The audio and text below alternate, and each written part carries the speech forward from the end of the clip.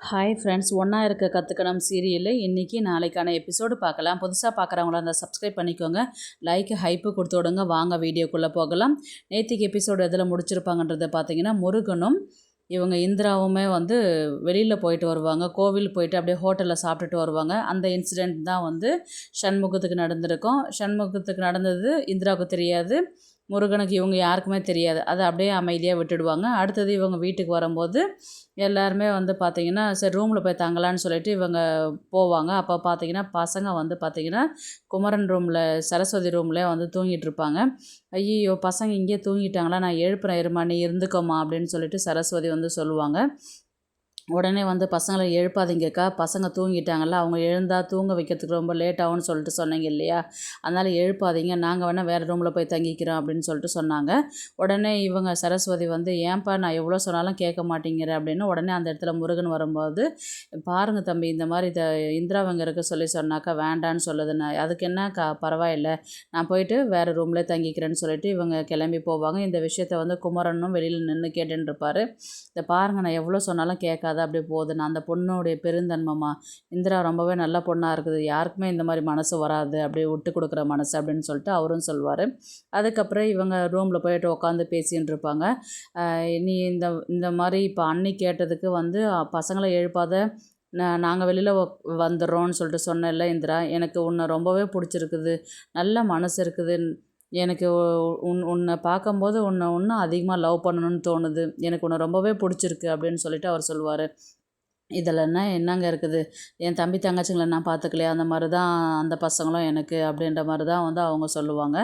அடுத்தது எல்லாமே பேசிக்கிட்டு கிண்டல் பண்ணிக்கிட்டு ஜோக் அடிச்சுக்கிட்டு எல்லாம் பேசின்னு இருக்கும்போது, இன்றைக்கி செகண்ட் நைட்டு இல்லை, மறுபடியும் சீக்கிரமாக தூங்கலாமா அப்படின்ற மாதிரி தான் இவங்க பேசுவாங்க. ஐயோ அதெல்லாம் வேண்டாம் முருகன், விடுங்க அப்படின்ற மாதிரி சொல்லுவாங்க. அதுக்கேற்ற மாதிரி கரண்ட்டும் ஆஃப் ஆகிடும். அடுத்தது அடுத்த நாள் காலையில் இவங்க இந்திரா எல்லாருக்குமே கிச்சனில் வேலை செஞ்சிட்ருப்பாங்க. உடனே இவங்க லக்ஷ்மி என்னாச்சு, இன்னும் டைம் ஆகுது, ஏன் சரஸ்வதி ஒன்றும் எழுந்துக்கல, பசங்களை ஒன்றும் ஸ்கூலுக்கு கிளப்பாதிருக்கிறாளே அப்படின்னு சொல்லிட்டு சொல்லுவாங்க. அங்கே போய் பார்த்தா அவங்க சரஸ்வதி ரொம்பவே அடிச்சு போட்ட மாதிரி தூங்கிட்டு இருப்பாங்க.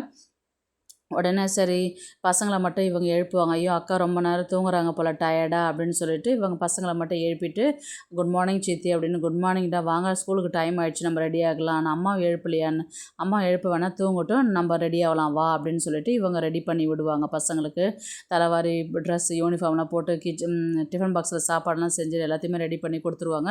உடனே பாப்பா தான் கேட்பா, என் வாட்ச் விட்டுட்டு வந்துட்டேனே அப்படின்னு, வாட்ச் எங்கே வச்சுருக்கிறீங்க, தாத்தா ரூமில் தான் வச்சுருக்கிறேன் நான் சொன்னதுக்கப்புறம், சரி நான் தேடி எடுத்துகிட்டு வரேன்னு சொல்லிட்டு அவங்க தேடி எடுத்துகிட்டு வருவாங்க. அந்த நேரம் பார்த்து சரஸ்வதி, ஐயோ டைம் ஆகிடுச்சு, பசங்க ஒன்றும் ரெடி ஆகலைன்னு சொல்லிட்டு அடிச்சுக்க பிடிச்சிக்கன்னு எழுந்து வருவாங்க. அந்த நேரத்தில் பார்த்தீங்கன்னா எல்லாமே ரெடி ஆகிட்டு இருப்பாங்க. ஏன்டா பசங்களா நீங்களே ரெடி ஆகிட்டிங்களா அப்படின்னு கேட்பாங்க.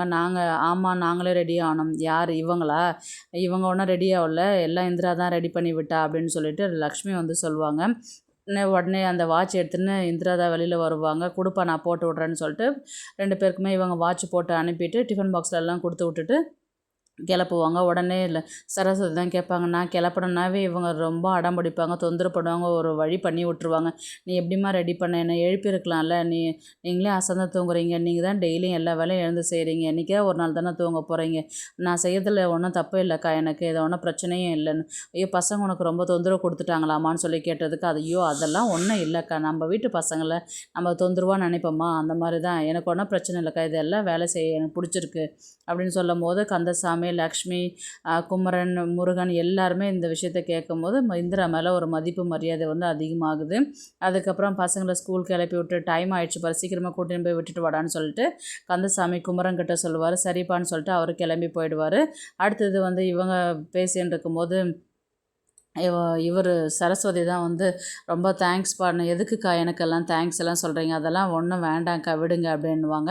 உடனே இவங்க லஞ்சுக்கு ரெடி ஆகிடுச்சு, எல்லோரும் மெஸ்ஸில் ஆள் வர ஆரம்பிச்சிட்டாங்க, கஸ்டமரு, நீங்கள் சாப்பாடு பரிமாறுங்க அப்படின்னு சொல்லிட்டு சொல்லுவாங்க எல்லாருமே. அதுக்கப்புறம் சாப்பாடு ஒருத்தர் சாப்பிட்டுட்டு, பேலன்ஸ் இவ்வளோ காசு தான் இருக்குது, மீதி பேலன்ஸ்க்கு நீங்கள் ஃபோன்பே பண்ணியிருந்தேன், நான் பே பண்ணிகிட்ருப்பேனே அப்படின்னு சொன்னதுக்கு, நான் அன்னிலேருந்து இன்றைக்கி வரலுமே ஃபோன்பேலாம் நான் யூஸ் பண்ணது கிடையாது, எப்போவுமே கையில் பாஸ் கொடுத்தா தான் சாப்பிட்டுட்டு போனோம் அப்படின்னு சொல்லிட்டு சொல்லுவாங்க. இப்போ என்கிட்ட சில்லற காசு இல்லைங்களே, என்ன பண்ணுறதுன்னு, நான் வேணால் மிட்டாய் எடுத்துக்கிறேன். சரி நீங்கள் திரும்பவும் வந்தால் நீங்கள் கொடுத்து விடும், நான் அடிக்கடி வர ஆள் கிடையாது, நான் வந்தால் தான் உண்டு, வரலன்னா அந்த காசு உங்களுக்கு நஷ்டம் தானே அப்படின்னு சொல்லிட்டு அவர் சொல்லுவார். தயவுசெய்து நீங்கள் ஃபோன்பே வச்சுக்கிறதுக்கு கொஞ்சம் ஏற்பாடு பண்ணுங்க அப்படின்னு சொல்லிட்டு அவர் கிளம்பி போயிடுவார். இவங்க 2 பேரும் பேசுகிறதையுமே வந்து இந்திரா வந்து பார்த்துக்கிட்டு இருப்பாங்க.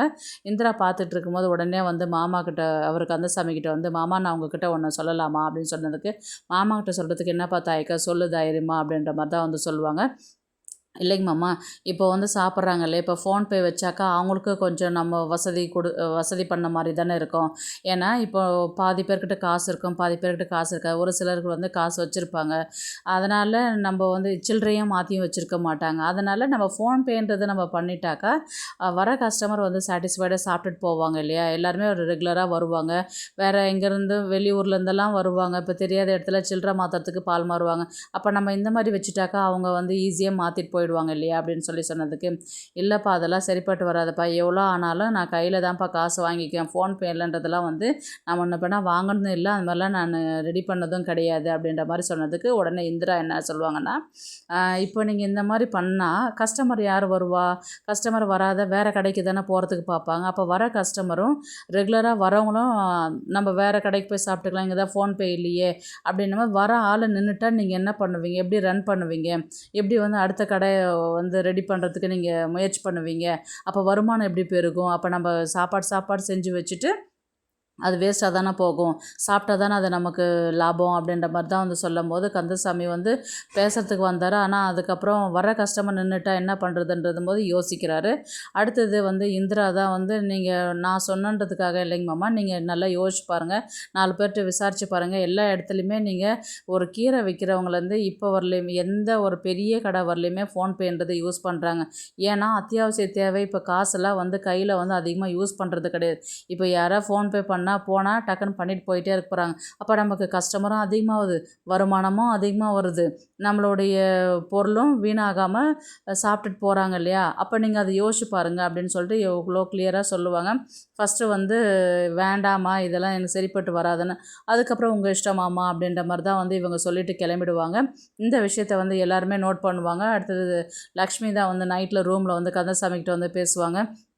ஏங்க இந்திரா சொல்கிறது கரெக்ட் தானேங்க, இப்போ நம்ம ரெகுலராக வரவங்க மாதிரிலாம் இப்போ வர்றது கிடையாது, நீங்களே பார்த்தீங்களா, ஆளுங்க கம்மியாக தானே வர்றாங்க, நம்ம கஷ்டப்பட்டு காலையிலேருந்து நைட்டு வரலையுமே உழைச்சி சாப்பாடு செஞ்சு வச்சுட்டு அதை விற்றா தானேங்க நமக்கு லாபம், அது செய்யாத அப்படியே வச்சுக்கிட்டே இருந்தால் லாபமா அப்படின்ற மாதிரி வந்து கேட்கும்போது, நீங்கள் ஏன் இந்திரா சொல்கிறது செய்யக்கூடாது, அந்த ஃபோன்பேன்றது ஒரு முறை வச்சு தான் பாருங்களேன், அதுக்கப்புறம் கஸ்டமர் வராங்களா வரலையான்னு பாருங்கள், அதுக்கப்புறம் அவள் சொல்கிறது செய்யலாமா இல்லை நீங்களே முடிவு பண்ணிக்கோங்க அப்படின்ற மாதிரி தான் வந்து இவங்களும் சொல்லிட்டு வந்து படுத்துருவாங்க. உடனே கந்தசாமி தான் வந்து, எல்லா விஷயத்துலையும் அந்த பொண்ணு பொறுப்பாக இருக்கிறா, குடும்பத்தை ஒழுங்காக நடத்துகிறா, இந்த விஷயத்தையுமே நம்ம ஒரு இடத்துல மாற்றி பார்ப்போமே அப்படின்னு சொல்லிட்டு கந்தசாமி முறையாக அவர் முடிவு பண்ண விஷயத்துலேருந்து வெளியில் வர்றதுக்கு அவர் ட்ரை பண்ணுறாரு. இது செய்யலாமா வேணாவான்ற ஒரு குழப்பத்தில் இருக்கிறாரு. அந்த நேரம் வந்து கணேசன் வராரு. ஃபோன்பே வந்து அவர் பேக்லேயே ஒன்று வச்சுருக்கிறாரு. இது என்னடா ஃபோன்பே அப்படின்னு. ஆமாம், இப்போல்லாம் எவன் கையில் காசு கொடுக்குறான், எதுவாக இருந்தாலும் ஃபோன்பே இருக்குதான்னு தான் கேட்குறான், அதனால் இதையும் தூக்கினே சுற்றுறதா இருக்குது, பேக்லேயே இருக்குது எனக்கு அப்படின்ற மாதிரி தான் அவன் சொன்னதுக்கு, இதனால் நீ எனக்கு சொன்னதே இல்லை, நீ யூஸ் பண்ணுறதில்ல அதனால் நான் சொல்கிறதில்ல, இதில் என்னடா பெனிஃபிட் அப்படின்ற மாதிரி வந்து கேட்டதுக்கு, கையில் காசு இல்லைனாலும் ₹1 நமக்கு மிச்சம்தான், 50 பைசான்னா கூட இதில் வந்துன்னே இருக்கும் தெரியுமா உனக்கு அப்படின்ற மாதிரி சொன்னதுக்கு, இப்போ நம்மக்கிட்ட 50 பைசான்னா என்ன பண்ணுவாங்க, சில்லறை இல்லைன்னு சொல்லிட்டு விட்டுட்டு போயிடுவாங்கல்ல. இதில் வந்து அந்த மாதிரிலாம் கிடையாது. ₹52 50 பைசானாலும் அதை அப்படியே தான் பே பண்ணி ஆகணும். அதனால அந்த 50 பைசாவும் நமக்கு லாபம் தானே. அப்போ நம்ம எத்தனை 50 பைசா எத்தனை ₹1 விட்டுருப்போம் இல்லையா அப்படின்னும்போது தான் அவர் கந்தசாமி வந்து யோசிக்கிறாரு.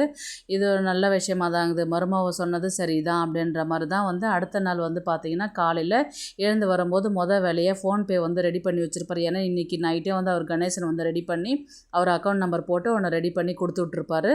இதை வந்து காலையில் டேபிளில் வந்து பார்க்கும்போது ஃபோன்பேன்றது இருக்கும். உடனே இந்திரா தான் வந்து பார்த்துட்டு, மாமா நான் சொன்னதை யோசிச்சு பார்த்தீங்களா, நீங்கள் ஃபோன்பே வச்சுருக்கிறீங்கன்னு.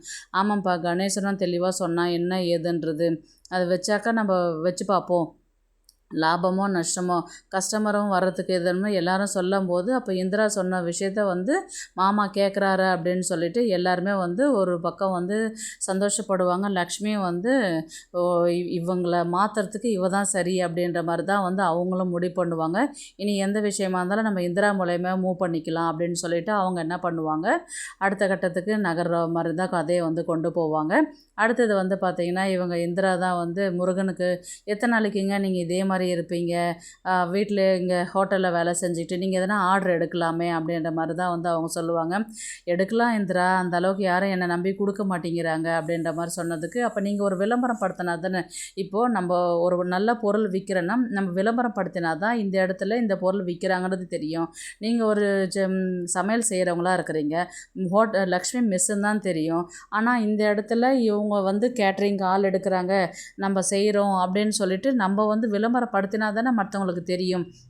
இப்போ ஒருத்தர் 2 பேருக்கு அக்கம் பக்கத்தில் இருக்கிறவங்களுக்கு தெரியும், எல்லாருக்கும் தெரியும்னா நம்ம விளம்பரம் படுத்தினா தான் தெரியும் அப்படின்னும் போது தான் இந்த விஷயத்த வந்து அவர் சதீஷும் வந்து கேட்கும்போது, அண்ணா கரெக்டுண்ணா, அண்ணி சொல்கிறது தானே கரெக்டு, நீ நல்லா சமைக்கிற, டேஸ்ட் எல்லாம் பக்காவாக பண்ணுற, அன்றைக்கி பிரியாணி கூட பாரு எவ்வளோ சூப்பராக பண்ணினேன், நம்ம வீட்டில் நான்வெஜ்ஜே சாப்பிட்றதில்ல, ஆனால் நீ நான்வெஜ் பிரியாணி எவ்வளோ சூப்பராக பண்ணினேன், அப்போது நீ இந்த மாதிரி செய்யலாமே, அப்போது நம்ம விளம்பரம் அண்ணி சொல்கிற மாதிரி நம்ம ட்ரை பண்ணி தான் பார்ப்போனே, எதனா கஸ்டமர் வந்தால் பார்ப்போம், அப்படி வரலன்னா விட்டுடுவேன், நீ இங்கே மெஸ்லேயே வேலை செஞ்சுக்கிய அப்படின்ற மாதிரி தான் வந்து அவர் சதீஷும் சொல்லுவார். சரிடா, இப்போ நீங்கள் 2 பேரும் விடாப்படியாக சொல்கிறீங்க, ட்ரை பண்ணி பார்க்குறேன், இப்போ இதுக்கு என்ன பண்ணணும் அப்படின்னும் போது அவங்க இந்திரா வந்து ஐடியாலாம் கொடுக்குறாங்க, அதை மியூட்டில் போட்டுருவாங்க. அதுக்கப்புறம் நீங்கள் இந்த மாதிரிலாம் ரெடி பண்ணி நீங்கள் கொடுங்க, நாளையிலேருந்து நானும் வெளியில் போனேன்னா கண்டிப்பாக நான் இதுக்கான ஒரு வழி பண்ணுறேன் நானா அப்படின்ற மாதிரி தான் வந்து அவங்க சொல்லுவாங்க. இந்த விஷயத்த வந்து லக்ஷ்மியும் கேட்பாங்க.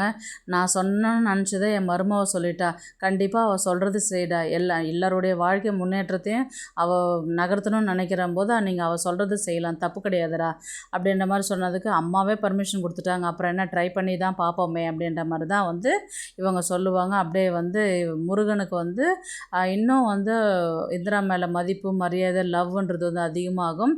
அவங்க வந்து இந்திராவை கட்டி பிடிக்கிறதுக்கு போவாங்க. ஏங்க எல்லாரும் இருக்கிறாங்க என்னங்க அப்படின்ட்டு அவங்க சொல்கிற மாதிரி சொல்லுவாங்க. இருந்தாலும் நீ என்னுடைய இமேஜில் என்னுடைய மனசில் நீ வந்து உயர்ந்துக்கிட்டே போகிற இந்திரா அப்படின்ற மாதிரி தான் வந்து சொல்லி எபிசோடை வந்து முடிப்பாங்க. பார்க்கலாம் கதையை வந்து எப்படி எடுத்துகிட்டு போகிறாங்கன்றது. இந்த வீடியோ உங்களுக்கு பிடிச்சிருந்தா ப்ளீஸ் லைக் பண்ணுங்கள், ஷேர் பண்ணுங்கள், சப்ஸ்கிரைப் பண்ணுங்கள். தேங்க்ஸ் ஃபார் வாட்சிங். இந்த வீடியோ உங்களுக்கு பிடிச்சிருந்தா ஒரு லைக் போடுங்க, நம்ம சேனலை சப்ஸ்கிரைப் பண்ணுங்க.